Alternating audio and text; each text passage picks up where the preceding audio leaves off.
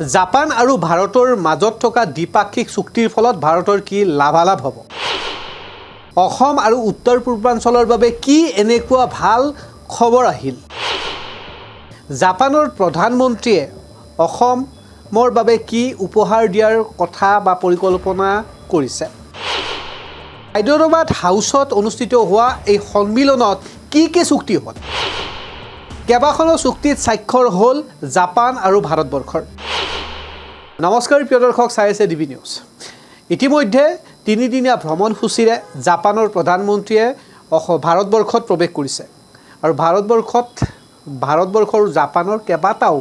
চুক্তি স্বাক্ষৰ হৈছে বিশেষভাৱে এআই ক্ষেত্ৰত উদ্যোগৰ ক্ষেত্ৰত বাণিজ্যৰ ক্ষেত্ৰত বিশেষ সহায় হ'ব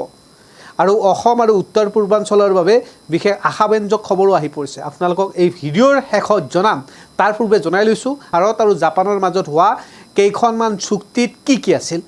ভাৰত আৰু জাপানৰ মাজত দ্বিপাক্ষিক এই চুক্তিৰ ফলত ভাৰত আৰু জাপান শীৰ্ষক এখন সন্মিলন হয় আৰু এই সন্মিলনৰ পিছতে প্ৰতিৰক্ষা অৰ্থনৈতিক সুৰক্ষা কৃত্ৰিম বুদ্ধিমত্তা চমুকৈ এআই পৰিষ্কাৰ শক্তি আৰু গুৰুত্বপূৰ্ণ প্ৰযুক্তিকে ধৰি কেইবাটাও চুক্তি আজি সমাপন হয় ৰাষ্ট্ৰপতি ভৱনত জাকজমকীয়াভাৱে আদৰণি জনাই জাপানৰ প্ৰধানমন্ত্ৰী ছানায়ে তাইচিক জাপানৰ প্ৰধানমন্ত্ৰীগৰাকীয়ে ভাৰতবৰ্ষলৈকে অহাৰ সময়তেই ভাৰতৰ প্ৰধানমন্ত্ৰী নৰেন্দ্ৰ মোদীয়ে ব্যক্তিগতভাৱে তেওঁক আদৰণি জনায় ভাৰতীয় সেনা নৌসেনা বায়ুসেনা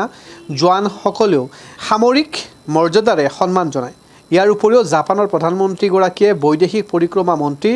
ডক্টৰ এছ জয়শংকৰ আৰু কেন্দ্ৰীয় মন্ত্ৰীসভাৰ জ্যেষ্ঠ সদস্যসকলৰ সৈতে সাক্ষাৎ কৰে মোদী আৰু তাকাইছিৰ দ্বিপাক্ষিক চুক্তিত কি আলোচনা হ'ল হায়দৰাবাদৰ হাউছত অনুষ্ঠিত হোৱা এই বৈঠকত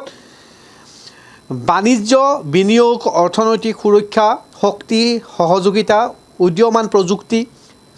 আঞ্চলিক নিৰাপত্তা আৰু জনগণৰ মাজত সম্পৰ্ক অধিক শক্তিশালী কৰাত বিভিন্ন বিষয়ত বিস্তৃত ৰূপত আলোচনা কৰে লগতে গুৰুত্বপূৰ্ণ খণ্ডসমূহত অৰ্থনৈতিক সুৰক্ষা বাহাল ৰখাৰ বাবেও যৌথ কেইবাখনো চুক্তি স্বাক্ষৰ হয় প্ৰধানমন্ত্ৰীয়ে কয় ভাৰত আৰু জাপানৰ মাজত পাৰম্পৰিক আস্থা পূৰ্বৰ পৰাই আছে প্ৰতিৰক্ষাৰ ক্ষেত্ৰত বিশেষ সহযোগিতা হ'ব এই ধৰণৰ সন্মিলনৰ আৰু এই চুক্তিৰ পিছত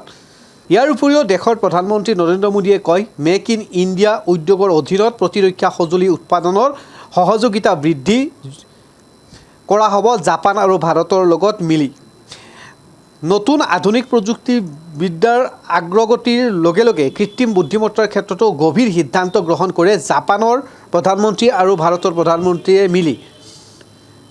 ডিজিটেলৰ উদ্ভাৱনা শক্তিৰ ক্ষেত্ৰত আৰু প্ৰযুক্তিৰ জৰিয়তে কেনেধৰণে আগবাঢ়িব পাৰি এই বিষয়তো আলোচনা হয় প্ৰধানমন্ত্ৰী মোদীয়ে ভাৰত জাপানৰ বায়'গেছ উদ্যোগ আৰম্ভ কৰাৰ কথাও ঘোষণা কৰে এই আঁচনিৰ জৰিয়তে 1000টা বায়'গেছ আৰু জৈৱিক সাৰ উৎপাদন কেন্দ্ৰ স্থাপন কৰা হ'ব ইয়াৰ উপৰিও 2027 চনত ভাৰত জাপানৰ কূটনৈতিক সম্পৰ্কৰ 75 বৰ্ষপূৰ্তি উপলক্ষেও বছৰজোৰা বিভিন্ন ধৰণৰ কাৰ্যসূচীৰো অনুমোদন লয় জাপানৰ প্ৰধানমন্ত্ৰীগৰাকীয়ে কয় দুয়োখন দেশৰ গভীৰ আস্থা আৰু বিভিন্ন ধৰণৰ মূল্যবোধৰ স্বাক্ষৰে দুয়োখন দেশকে ভৱিষ্যতে বহুদূৰ আগবঢ়াই লৈ যাব এনেধৰণে কেইবাটাও আলোচনা হৈছে এই ভিডিঅ'ত আপোনালোকক জনাইছিলোঁ যে অসমৰ বাবে এটা ভাল খবৰ আছে ইতিমধ্যে উত্তৰ পূবৰ দুৱাৰমুখ ভাৰত অসমক এছিয়াৰ দুৱাৰমুখ হ'বলৈ গৈ আছে শেহতীয়াকৈ অসমৰ বাবে এটা বিশেষ ভাল খবৰ আছে অসমৰ পৰা উত্তৰ পূব আৰু অন্যান্য ৰাজ্য বাংলাদেশলৈকে যোগাযোগ সুচল কৰিব খোজা হৈছে বুলিও ইতিমধ্যে মন্তব্য কৰিছে অসমৰ পৰা উত্তৰ পূব ভাৰতৰ অন্যান্য ৰাজ্য আৰু বাংলাদেশলৈ সংযোগ ব্যৱস্থা আৰু অধিক শক্তিশালী কৰাৰ লগতে ভাৰত মহাসাগৰলৈকে সংযোগ প্ৰশান্ত হ'ব বুলি এই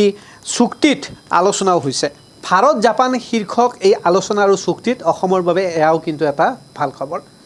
কাৰণ যোগাযোগ ব্যৱস্থাপনাৰ ক্ষেত্ৰত এছিয়াৰ দুৱাৰমুখ হ'ব পাৰে অসম বিদায় লৈছোঁ আপোনালোকে কেনে পালে এই চুক্তিৰ ফলত কমেণ্টত আপোনালোকে জনাব পাৰে